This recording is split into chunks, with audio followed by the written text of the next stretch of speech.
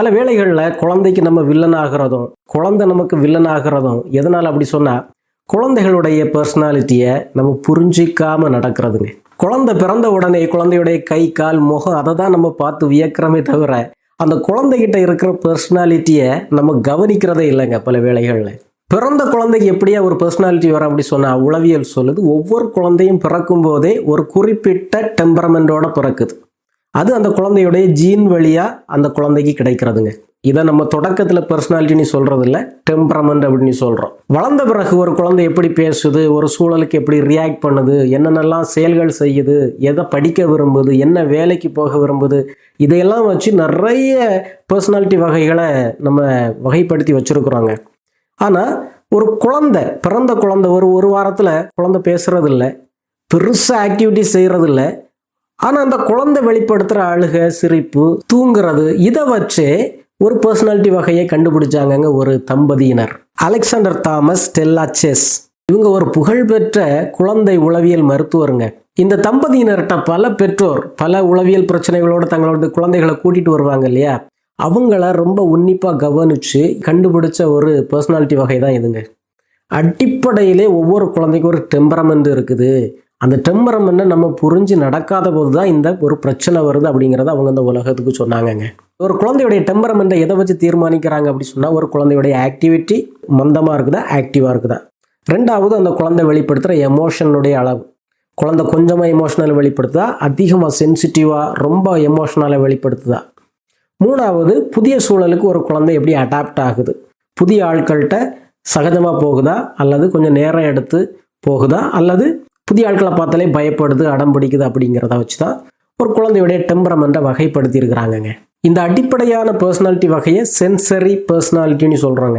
ஒரு குழந்தை பிறந்த முதல் வாரத்திலே அந்த குழந்தைகிட்ட இந்த பர்சனாலிட்டிகள் வெளிப்பட ஆரம்பிச்சுறாங்க. சில குழந்தைகள் யார் எடுத்தாலும் போகும், யாரை கண்டாலும் சிரிக்கும், சமத்தா கிடக்கும், ஒரு தொந்தரவு இருக்காது. இந்த குழந்தைகளை சோசியல் பட்டர்ஃப்ளை அப்படி சொல்கிறாங்க. எல்லாருக்கும் மகிழ்ச்சி கொடுக்குற ஒரு குழந்தையாக இருக்கும். சில குழந்தைகள் சென்சிட்டிவ் குழந்தைகளாக இருப்பாங்க, எப்போ அழுதுகிட்டு இருப்பாங்க, சின்ன சத்தத்தை கேட்டாலும் சின்ன வெளிச்சத்தை கண்டாலும் அந்த குழந்தைகள் உடனே அழுவாங்க, குடமாக கண்ணீர் வடிச்சுக்கிட்டு இருப்பாங்க. இந்த குழந்தைகளை சென்சிட்டிவ் பேபிஸ் அப்படிங்கிறோம். ஸ்லோ டு வார்ம் அப் பேபிஸோடைய இயல்புகள் எப்படி இருக்குன்னு சொன்னால், புதிய ஆட்களை பார்த்தா தொடக்கத்தில் பயப்படுவாங்க, போகிறதுக்கு தயங்குவாங்க. ஒரு 2 நாள் 3 நாள் போன பிறகு அந்த முகம் பரிச்சயப்பட்டுன்னு சொன்னால் அவ்வளோ ஃப்ரெண்ட்லியாக மாறிடுவாங்க, அவங்கள்ட்ட பயப்படாமல் இயல்பாக போக ஆரம்பிப்பாங்க. ஆக ஒரு புதிய பழக்கத்தை, புதிய ஆட்களை பழகிறதுக்கு கொஞ்சம் டைம் எடுக்கிற குழந்தைகள். சில குழந்தைகள் பார்த்தீங்கன்னா நேரத்துக்கு சாப்பிடும், அருமையாக தூங்கும், ஒரு தொந்தரவு இருக்காது, அமைதியாகவே இருக்கும். இதை செட்டில்டு பேபி அப்படி சொல்கிறோம். யார் எடுத்தாலும் போவாங்க, எந்த ரியாக்ஷனும் இருக்காது, அமைதியாக இருப்பாங்க, முகத்தை பார்ப்பாங்க, பேசாமல் இருப்பாங்க. ஆக குழந்தைகள்கிட்ட இருக்கிற இந்த வகைகளை புரிஞ்சுக்கிட்டாலே உங்கள் குழந்தைய அழுகுது, உங்கள் குழந்தைய மகிழ்ச்சியாக உங்களுக்கு தொந்தரவே தராமல் இருக்குது, இதெல்லாம் புரிஞ்சுக்குவீங்கங்க. ஏறக்குறைய 50% 60% ஒரு குழந்தைகிட்ட பிறக்கும் போதே இருக்கிற அந்த டெம்பரமெண்ட் தான் அந்த குழந்தையுடைய பர்சனாலிட்டியை தீர்மானிக்குதுங்க. நானே பல இடங்களில் சொல்லியிருக்கிறேன், குழந்தைகள் இந்த உலகத்துக்கு வரும்போது ஒரு எம்டி ஸ்லேட் போல் வர்றாங்க அப்படி சொல்லியிருக்கிறேன். நவீன உளவியல் சொல்லுது அவங்க எம்டி ஸ்லேட்டாக வர்றதில்ல, வரும்போதே பாதி ஸ்லேட்டில் எழுதப்பட்டு தான் வர்றாங்க அப்படி தான் சொல்லுது. அதான் டெம்பரமெண்ட், குழந்தையுடைய அடிப்படையான இயல்பாக இருக்கிற சில உணர்வுகள், சில குணங்கள். அதே போல் நானே பல இடங்களில் சொல்லியிருக்கிறேன், தாயை போல பிள்ளை நூலை போல செயலன்னு சொல்லி. நவீன உளவியல் சொல்லுது அதுவும் தப்பு. தாயை போல ஒரு குழந்தை மாறப்போகிறதே இல்லை, ஒவ்வொரு குழந்தையும் வித்தியாசம். தாய் வித்தியாசம், குழந்தை வித்தியாசம். குழந்தை வரும்போதே ஒரு குறிப்பிட்ட குணத்தோடு தான் வருது. ஆனால் தாய் தன்னுடைய வார்த்தையாலும் தன்னுடைய குழந்தை வளர்ப்பு முறையினாலும் அந்த குழந்தையை இன்ஃப்ளூயன்ஸ் பண்ணி ஓரளவு அந்த தாய் அந்த குழந்தையுடைய குணத்தை மாற்றலாமே தவிர தன்னை போலவே ஒரு குழந்தையை உருவாக்குறது அப்படிங்கிறது ஒரு ஃபெயில்டு பேரண்டிங் மெத்தடுங்க. அதுக்கு முயற்சி பண்ணி தான் பலரும் உங்கள் குழந்தைக்கு எதிரியாக மாதிரி நிற்கிறீங்க. இப்போ உங்கள் 1 வயசு குழந்தைய எடுத்துக்கிட்டு ஒரு திருவிழாவுக்கோ அல்லது ஒரு திருமணத்துக்காகவோ உங்கள் உறவினர் வீட்டுக்கு போகிறீங்கன்னு வைங்க. ராத்திரி என்ன செய்வீங்க, ஒரு திருவிழாவோ அல்லது கல்யாண வீடாவோ இருந்ததுன்னா உறவினர்கள்லாம் சேர்ந்து சத்தமாக பேசிக்கிட்டு இருப்பீங்க, மகிழ்ச்சி அரட்டை அடிச்சுக்கிட்டு இருப்பீங்க. இப்போ உங்கள் 1 வயசு குழந்தை சென்சிட்டிவ் பேபியாக இருந்துன்னு சொன்னால் அதுக்கு சத்தமும் பிடிக்காது, லைட்டும் பிடிக்காது, அது உடனே அழ ஆரம்பிக்கும், அடம் பிடிக்க ஆரம்பிக்கும். ஆக அந்த குழந்தையுடைய அந்த இயல்பை நீங்கள் புரிஞ்சுக்கிட்டாதான் அந்த குழந்தைய தனியாக எடுத்துகிட்டு போய் அமைதியான ஒரு இடத்துல அந்த குழந்தைய தூங்க வைக்கிறதுக்கு முயற்சி எடுப்பீங்க. அல்லது அந்த கூட்டத்தில் அந்த குழந்தைய அதட்டி பேசாமல் இரு, சத்தமிடாமல் இரு, நான் இவ்வளோ மகிழ்ச்சியாக பேசிகிட்டு இருக்கிறேன். நீங்கள் சோஷியல் பட்டர்ஃப்ளையாக இருப்பீங்க, மற்றவங்கள்ட்ட அரட்டை அடிக்கிறது உங்களுக்கு பிடிக்கும். மற்றவங்க அதுவும் ஃப்ரெண்ட்ஸை வந்து ரொம்ப காலத்துக்கு பிறகு பார்க்குறேன், நீ வந்து டிஸ்டர்ப் பண்ணுறிய அப்படி சொல்லி அந்த குழந்தைகிட்ட நீங்கள் எரிச்சலை காட்டினீங்கன்னு சொன்னால் இங்கே தான் கிளாஷ் வருதுங்க. குழந்தைக்கு தேவை அமைதி, உங்களுக்கு தேவை அரட்டை. நீங்கள் தானே இறங்கி போகணும், நீங்கள் தானே பெரிய ஆள், நீங்கள் தானே அந்த குழந்தைய புரிஞ்சுக்கணும். அப்போது உங்களுடைய அந்த இன்பத்தை அந்த நேர அந்த அரட்டையை விட்டுக்கிட்டு அந்த குழந்தைய நீங்கள் தாங்க கொஞ்சம் அமைதியான இடத்துக்கு எடுத்துகிட்டு போகணும். அதே நேரம் உங்கள் ஒரு வயசு குழந்தை சோஷியல் பட்டர்ஃப்ளையாக இருக்குதுன்னு வைங்க, நீங்களும் சோஷியல் பட்டர்ஃப்ளை. நீங்கள் மகிழ்ச்சி அந்த அரட்டையில் பங்கெடுக்கிறத விட அந்த குழந்தை ரொம்ப இன்வால்வ் ஆகிடும். எல்லாருக்கிட்டையும் போய் பேச முயற்சி பண்ணும், சிரிக்க ஆரம்பிக்கும். அந்த குழந்தை வந்து சென்டர் ஆஃப் அட்ராக்ஷனை மாறி போகுங்க. எல்லாரும் அந்த குழந்தைய தூக்கி வச்சு கொஞ்சுவாங்க. அந்த குழந்தைக்கு எவ்வளவு சத்தமும் எவ்வளவு அரட்டையும் எத்தனை ஆட்கள் இருந்தாலும் அந்த குழந்தைக்கு மகிழ்ச்சி தான். எவ்வளவு ஆட்கள் என்ன என்டர்டெயின்மெண்ட் பண்ணுறதுக்காக இருக்கிறாங்க அப்படி சொல்லி அந்த குழந்தை தூங்காமல் ராத்திரி முழிச்சு இருந்து அந்த ஆட்களை என்டர்டெயின் பண்ண அளவுக்கு எனர்ஜியோடு இருக்குங்க.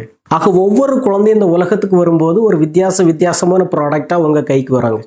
ஆய்வுகள் என்ன சொல்லுது அப்படி சொன்னால், ஈவன் ஐடென்டிக்கல் ட்வின்ஸ், ஒரே மாதிரி உருவம் கொண்ட குழந்தைகளுக்கு கூட இந்த டெம்பரமெண்ட் வித்தியாசமாக தான் இருக்காங்க. உருவம் ஒரே மாதிரியாக இருக்கலாம், ஆனால் குணம் ஒரே மாதிரியாக இருக்க வாய்ப்பே இல்லை. ஒரு குழந்தைக்கு பிடிக்கிறது ஒரு குழந்தைக்கு பிடிக்காது.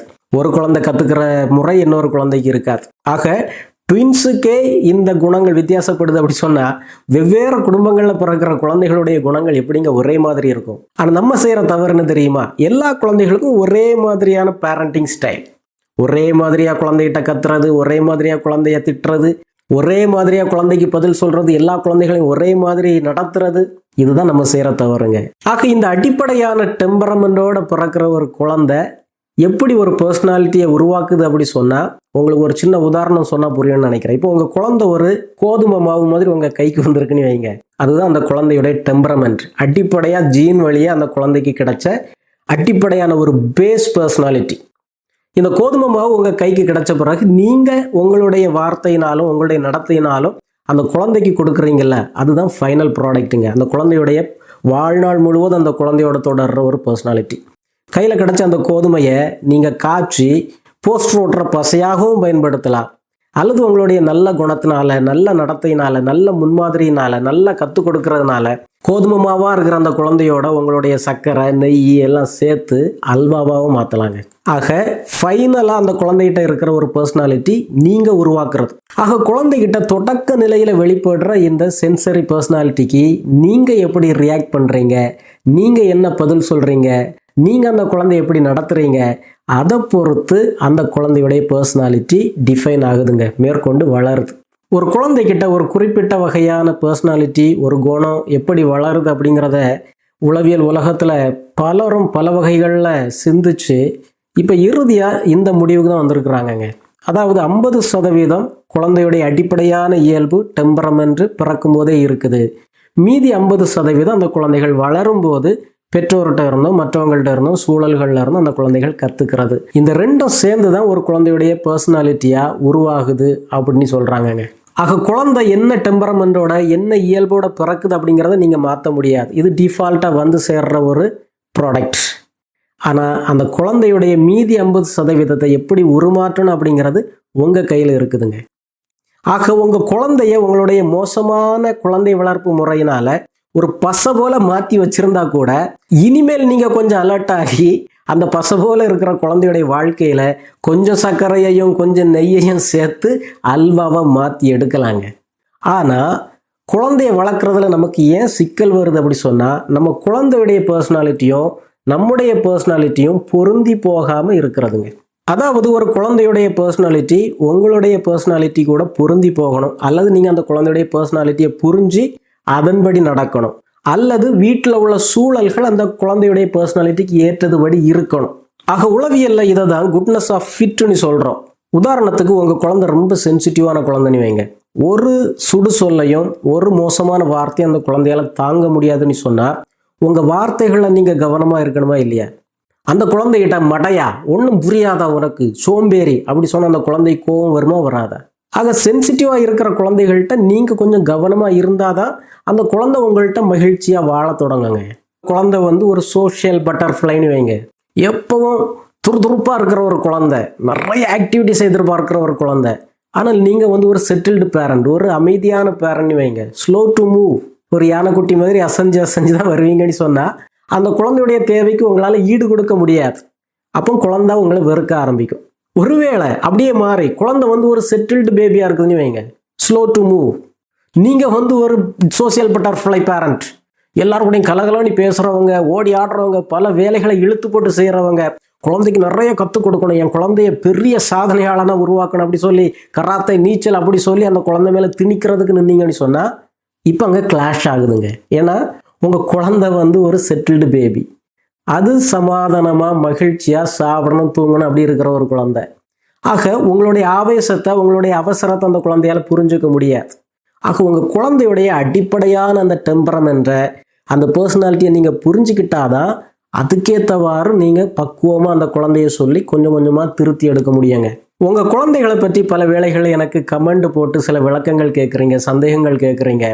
என்னால் உடனே அதுக்கு மனதார பதில் தர முடியாததுக்கு ஒரு காரணம் இதாங்க. உங்கள் குழந்தையுடைய பர்சனாலிட்டி என்ன அப்படிங்கிறது எனக்கு தெரியாது. ஆக நான் சொல்கிற சில விளக்கங்கள் உங்கள் குழந்தைக்கு பொருந்தி போகாமல் இருக்கலாம். போன வீடியோவுக்கு ஒரு அம்மா கேட்டிருந்தாங்க, 1 வயசு குழந்தைக்கு என்னென்ன ஆக்டிவிட்டீஸ் சொல்லி கொடுக்கலாம் அப்படி சொல்லி. நான் படித்ததுலேருந்து சொல்லலாம், ஆனால் அந்த குழந்தைக்கு அது பொருந்தி போகுமா அப்படிங்கிறது அந்த அம்மாவுக்கு தான் தெரியுங்க. உதாரணமாக அந்த குழந்தை ஒருவேளை ஒரு சோஷியல் பட்டர்ஃப்ளை, எல்லாருக்கிட்டையும் மகிழ்ச்சியாக ஓடி ஆடுற ஒரு குழந்தையா இருந்ததுன்னா அதுக்கேற்ற ஆக்டிவிட்டீஸ் தான் நான் ப்ரப்போஸ் பண்ண முடியும். ஒருவேளை அந்த குழந்தை ஒரு சென்சிட்டிவான குழந்தையா, ஒரு சேலஞ்சிங் குழந்தையா இருந்ததுன்னா, எதுக்கு எடுத்தாலும் அடம் பிடிக்கிற, எதுக்கு எடுத்தாலும் அழுகிற, ஒத்துழைக்க மறுக்கிற ஒரு குழந்தையா இருந்ததுன்னு சொன்னால் அந்த குழந்தைக்கு கொடுக்குற ஆக்டிவிட்டீஸ் வித்தியாசமாக இருக்கும்.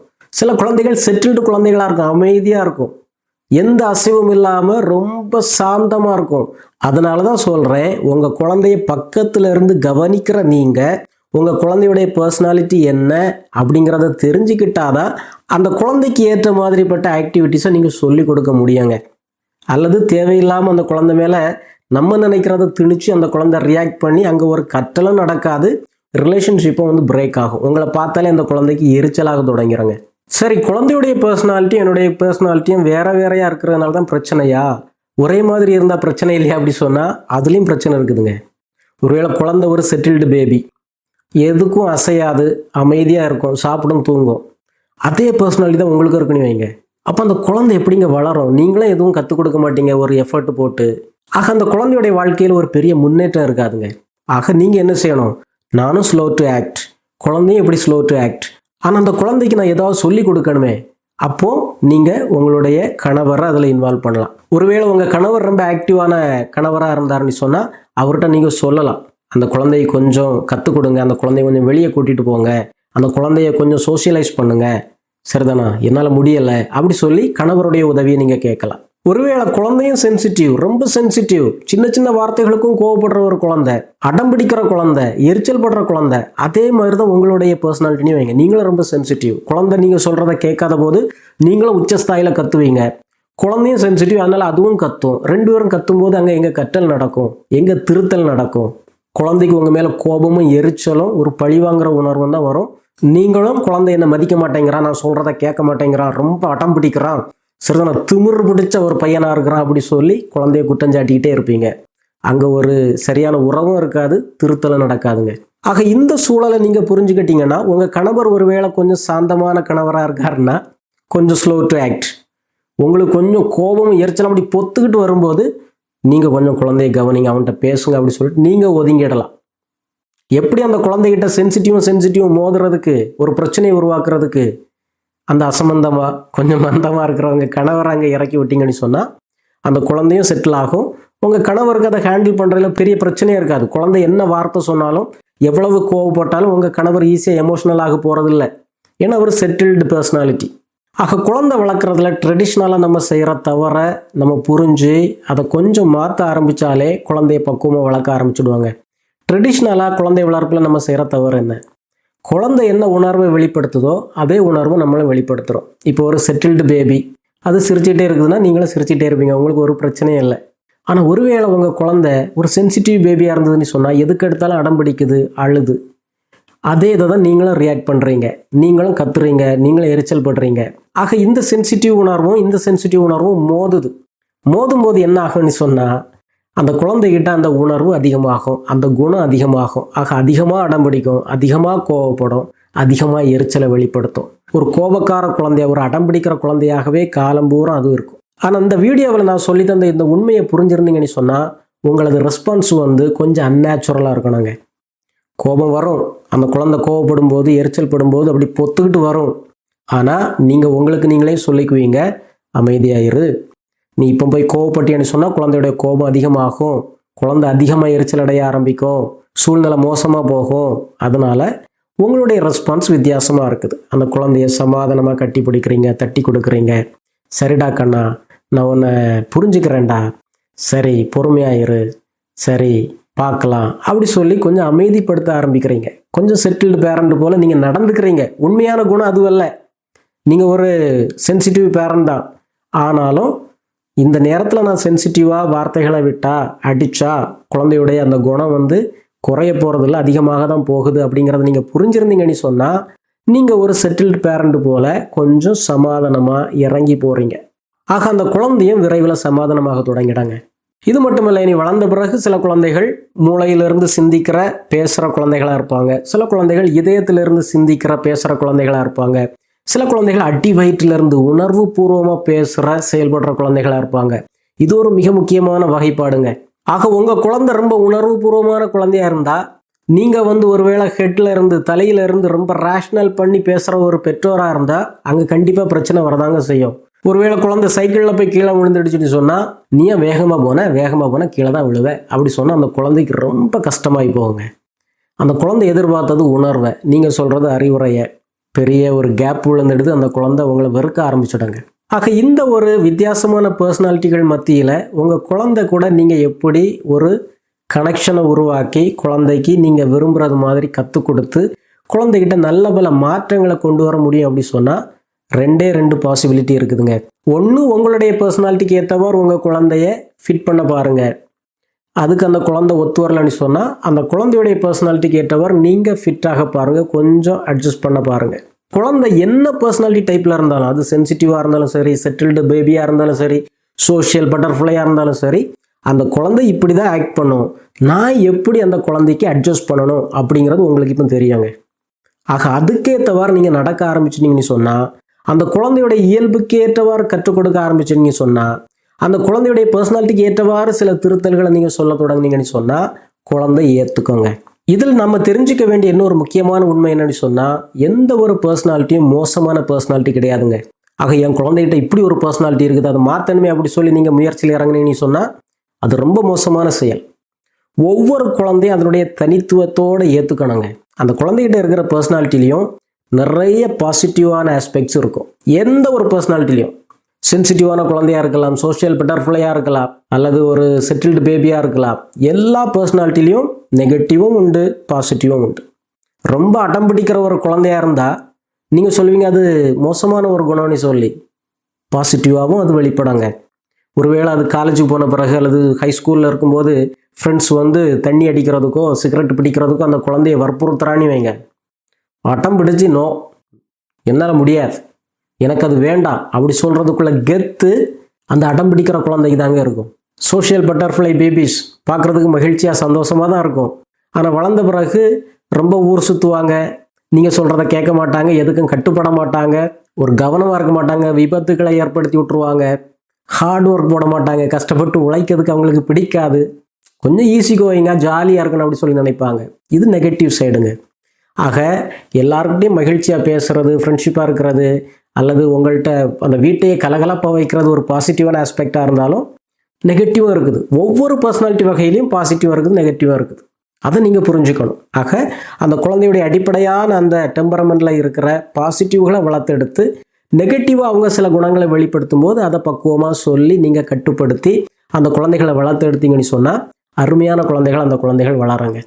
ஆனால் பர்சனாலிட்டி அப்படிங்கிறது ஒரு கல்லில் எழுதப்பட்ட, கல்வெட்டில் எழுதப்பட்ட ஒரு வாசகம் அல்ல. குழந்தைக்கு தீர்ப்பு கொடுக்கறதுக்காக இந்த பர்சனாலிட்டியை உளவியலை நாங்கள் பயன்படுத்துறதில்லை. ஆனால் உங்கள் குழந்தையுடைய அடிப்படையான இந்த பர்சனாலிட்டியை நீங்கள் புரிஞ்சாதான் அந்த குழந்தை ஏன் இப்படி கத்துது, ஏன் அமைதியாக இருக்குது அப்படிங்கிறத புரிஞ்சுக்க முடியும்.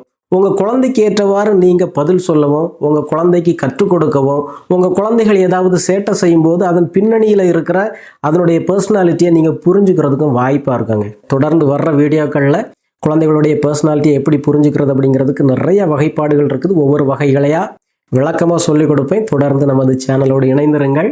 நன்றி.